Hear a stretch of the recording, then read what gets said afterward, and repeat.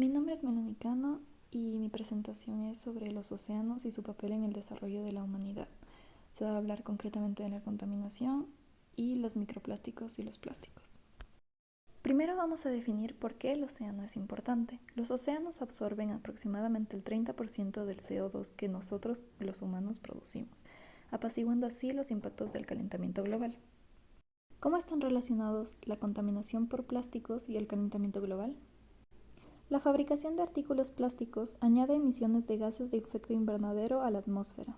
Y a la vez, los eventos climáticos extremos causados por el cambio climático, inundaciones, tifones, etc., propagan aún más la contaminación plástica, dispersando y empeorando este tipo de contaminación.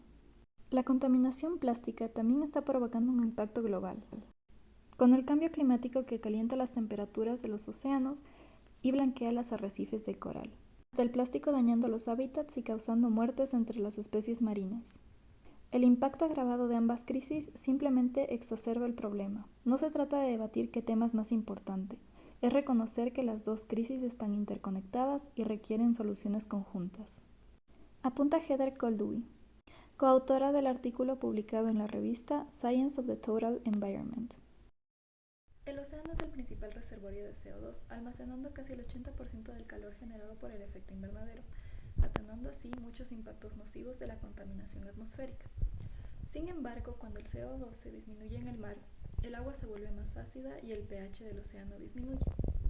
Otra virtud atribuida a los océanos es que sirven como la mayor fuente de proteínas del mundo, puesto que más de 3.000 millones de personas dependen de los océanos como fuente principal de proteínas.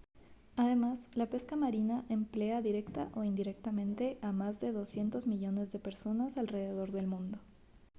Los océanos además cubren las 3/4 partes de la superficie de la Tierra, contienen el 97% del agua del planeta y representan el 99% de la superficie habitable del planeta en volumen. Ahora sí, ¿qué son los microplásticos? Los microplásticos se definen como pequeñas partículas de plástico, siendo los más comunes los pellets o partículas de resina, plásticos de menos de 5 milímetros o partículas de plástico que son residuos de dentríficos, exfoliantes y productos de belleza. Todos estos se denominan microplásticos primarios, mientras que los residuos de macroplásticos degradados se denominan microplásticos secundarios. Los residuos de macroplásticos degradados se producen por la degradación de plásticos grandes que tras años de fraccionarse y dividirse o degradarse se han convertido en microplásticos.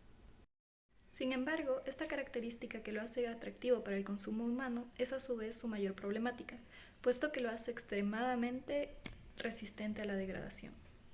La problemática de todo esto es que se estima que el polipropileno, un tipo de plástico que se utiliza habitualmente, puede tardar hasta 300 años en degradarse de manera natural.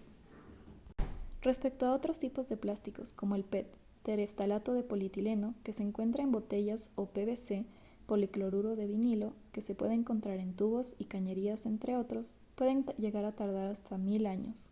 Las bolsas plásticas, por otro lado, las que utilizamos en nuestro día a día para hacer compras, necesitan unos 150 años para degradarse, y las botellas de plástico podrían necesitar un mínimo de 450 años para poder degradarse completamente de manera natural. La ONU declaró en 2017 que hay hasta 51.000 millones de partículas microplásticas en el mar. Esto es 500 veces más el número de estrellas en nuestra galaxia. Los microplásticos encontrados en el mar pueden ser y son comúnmente ingeridos por animales marinos. El plástico se acumula en sus cuerpos y puede terminar en el humano a través de la cadena alimenticia. Todo esto traerá como consecuencia la muerte de miles de especies por inanición o desnutrición. Algunas de estas sustancias se consideran disruptores endocrinos, es decir, compuestos que interfieren en el sistema hormonal. Los ignifugantes pueden interferir en el desarrollo cerebral de los niños y los fetos. Otros compuestos que se adhieren a los plásticos pueden causar cáncer o malformaciones congénitas.